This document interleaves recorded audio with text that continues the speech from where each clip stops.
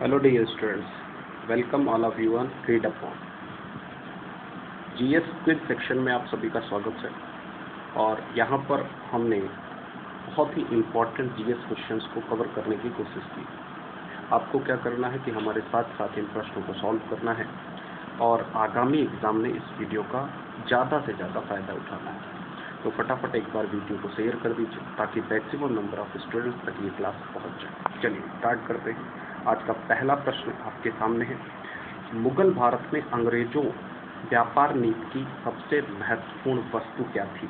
तो सवाल है कि मुगल भारत में अंग्रेजों की जो व्यापार नीति थी उसकी सबसे महत्वपूर्ण वस्तु क्या थी। सूती वस्त्र, नील, अफीम या फिर चाय। फटाफट राइट आंसर बताएं। राइट आंसर बताएं इस प्रश्न का क्या सही जवाब होगा।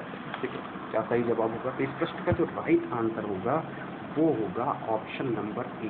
राइट ऑप्शन क्या हो जाएगा, ऑप्शन नंबर ए यानी सूती वस्त्र। तो अंग्रेज व्यापारी कंपनी स्थापित होती है 1599 में। 1600 में जो है कंपनी को अनुमति प्रदान की जाती है महारानी एलिजाबेथ के द्वारा और 1608 में व्यापारिक कोठियाँ स्थापित करने के लिए हॉकिंस जहांगीर के दरबार में जाता है और वहाँ से अनुमति पत्र प्राप्त करता है और फिर जो है इनकी फैक्ट्रियां स्थापित होती हैं और सूती वस्त्र इनका जो है महत्वपूर्ण व्यापारिक वस्त्र। चलिए आगे बढ़ते हैं, नेक्स्ट प्रश्न पर आते हैं। प्रश्न नंबर 2, निम्न में से किसने लिखा है कि बाबर की मृत्यु विष देने से हुई है।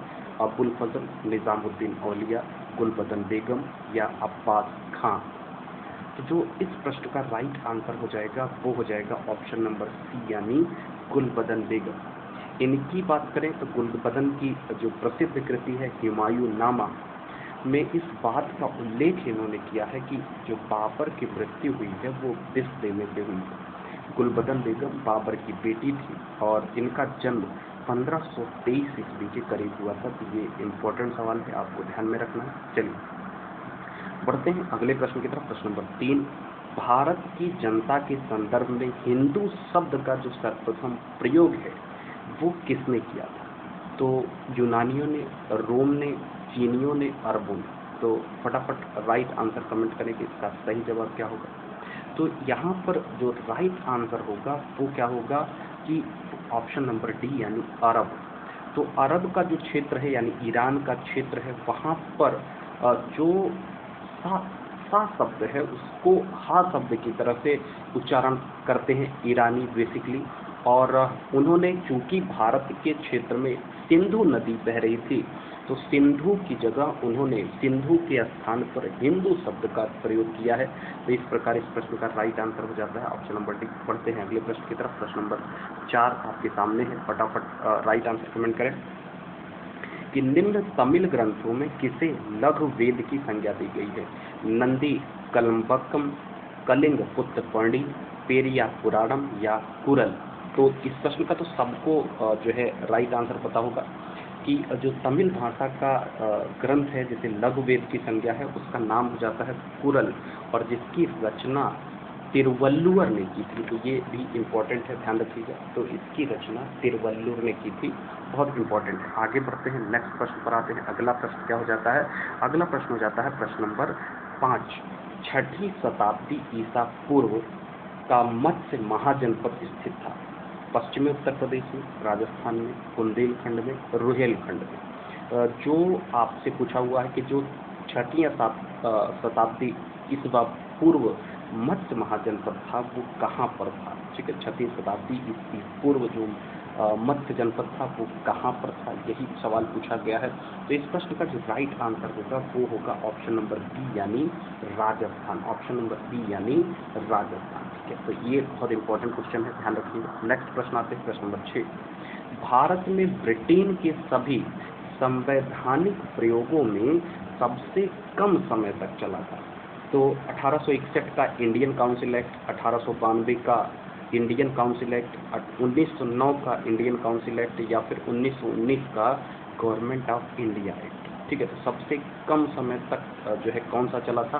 तो इस प्रश्न का जो राइट आंसर हो जाएगा वो हो जाएगा ऑप्शन नंबर सी यानी 1909 का जो है वो एक्ट था। यहाँ पर आप देख भी सकते हैं तो 1909 से 1919 मात्र 10 साल का अंतर है, मात्र 10 साल तक ये जो है एक्ट चला था। तो 1909 में ये आया था और फिर 1919 में नया अधिनियम आ गया 1919 का गवर्नमेंट ऑफ इंडिया एक्ट। तो इस प्रकार इस प्रश्न का राइट आंसर हुआ ऑप्शन नंबर सी। बढ़ते हैं अगले प्रश्न की तरफ। प्रश्न नंबर 7 देखिए, प्रश्न नंबर 7 भी बहुत इंपॉर्टेंट होने वाला है आपका। आईएनए का मुकदमा किसके काल में चलाया गया? बेबिल, माउंटबेटन, कैनिंग, निम्न में से कोई नहीं। आप जानते हैं कि बहुत सारे सिपाही थे जो सुभाष चंद्र बोस जी की आईएनए थी उसमें शामिल हो गए थे, और बाद में जब आईएनए के सिपाहियों को पकड़ लिया जाता है तो फिर आज़ाद हिंद फौज के सिपाहियों पर जो है मुकदमा चलता है। 1945 में प्रत्यर्पण होता है इनका। तो 1944 से लेकर के 1947 तक जो है लॉर्ड बेबिल यानी ऑप्शन नंबर ए के काल में आईएनए का मुकदमा चलाया गया। तो टीबी सप्रू, जवाहरलाल नेहरू, इन लोगों ने, भूला भाई देसाई, इन लोगों ने बचाने की कोशिश की आईएनए के सिपाहियों को। तो बहुत फेमस केस रहा है। प्रश्न का राइट आंसर हो जाता है ऑप्शन नंबर ए। बढ़ते हैं अगले प्रश्न की तरफ। प्रश्न नंबर 8, गांधी जी ने अपना दांडी मार्च कहां से शुरू किया? वर्धा, साबरमती, खेड़ा या अहमदाबाद? वर्धा, साबरमती, खेड़ा या अहमदाबाद? तो इस प्रश्न का जो राइट आंसर है वो तो सबको पता होगा कि 12 मार्च 1930 गांधी जी कहां से चले थे? तो साबरमती से। कहां तक जाना था उनको? तो उनको जाना था दांडी तक। इसी वजह से इस मार्च को दांडी मार्च कहते हैं। तो कब शुरू हुआ था? 12 मार्च 1930 को 78 अनुयायियों के साथ गांधी जी जो है वो जो है निकले थे, और 5 अप्रैल को पहुंचते हैं दांडी। नवसारी जिले में है, गुजरात के नवसारी जिले में दांडी है, वहां पर पहुंचते हैं और नमक जो है हाथ में लेकर के उस कानून का उल्लंघन करते हैं, और यहीं से आपका जो फेमस आंदोलन है सविनय अवज्ञा आंदोलन, उसकी शुरुआत मानी जाती है। तो option number B is right answer. Next प्रश्न पर चलते हैं। प्रश्न नंबर 9, निम्नलिखित में से किस कारागार में पंडित राम प्रसाद बिस्मिल को फांसी दी गई थी? ये बहुत इंपॉर्टेंट क्वेश्चन हो जाता है आपके लिए कि राम प्रसाद बिस्मिल को फांसी कहाँ पर दी गई थी। तो राम प्रसाद बिस्मिल को फांसी जो है वो गोरखपुर जेल में दी गई थी। कहाँ पर? गोरखपुर जेल में। ये ध्यान में रखिएगा कि गोरखपुर जेल में, जबकि अशफाकुल्ला खां को फैजाबाद में, राजेंद्र लाहड़ी को गोंडा में और रोशन लाल को नैनी सेंट्रल जेल इलाहाबाद में फांसी के फंदे पर लटकाया गया था। तो बहुत इंपॉर्टेंट क्वेश्चन है, फिर से रिपीट कर दे रहे हैं। राम प्रसाद बिस्मिल गोरखपुर और राजेंद्र लाहड़ी गोंडा, अशफाकुल्ला खां फैजाबाद और साथ ही साथ रोशन लाल को इलाहाबाद में फांसी दी गई थी। तो ये ध्यान रखिएगा। आइए बढ़ते हैं अगले प्रश्न की तरफ। प्रश्न नंबर 10, निम्न में से कौन उग्रवादी नेता नहीं था? बिपिन चंद्र पाल, बाल गंगाधर तिलक, डब्ल्यू.सी. बनर्जी या इनमें से कोई नहीं। तो ये बहुत इंपॉर्टेंट क्वेश्चन हो जाता है कि निम्न में से कौन उग्रवादी नेता नहीं था। ठीक है, तो आप जानते हैं लाल बाल पाल, इनकी तो बहुत फेमस टिकड़ी रही है, तो ये तो उग्रवादी थे ही। लेकिन जो डब्ल्यू.सी. बनर्जी थे, जो कांग्रेस के प्रथम अध्यक्ष भी रहे थे, ये उग्रवादी नेता नहीं थे। तो इस प्रश्न का राइट आंसर क्या हो गया? Option number C. ये ध्यान रखिएगा कि जो है लाल बाल पाल यानी जो है बिपिन चंद्र पाल, लाला लाजपत राय और बाल गंगाधर तिलक, ये तीनों उग्रवादी नेताओं की सूची में शामिल थे। तबकि डब्ल्यू.सी. बनर्जी यानी व्योमेश चंद्र बनर्जी उदारवादी कांग्रेसी नेता थे। तो इस प्रश्न का राइट आंसर हो गया ऑप्शन नंबर सी। पढ़ते हैं अगले प्रश्न की तरफ। प्रश्न नंबर 11, भारत के संविधान में बजट को क्या कहा जाता है? आर्टिकल 112 उल्लिखित है। आर्टिकल 112 आप लोगों को पता ही होगा, आर्टिकल 112 उल्लिखित है। तो आर्टिकल 112 के तहत बजट को क्या कहा गया है? तो इस प्रश्न का तो आंसर सभी को पता होगा। इस प्रश्न का जो राइट आंसर हो जाता है वो हो जाता है ऑप्शन नंबर सी, यानी क्या कहा गया है? एनुअल फाइनेंशियल स्टेटमेंट यानी वार्षिक वित्तीय विवरण। क्या कहा गया है? वार्षिक वित्तीय विवरण। बजट शब्द का उल्लेख नहीं है।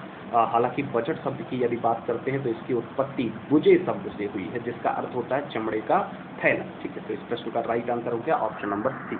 पढ़ते हैं अगले प्रश्न की तरफ। प्रश्न नंबर 12 पर आते हैं। निम्न में से किस कर की वसूली केंद्र सरकार द्वारा नहीं की जाती है?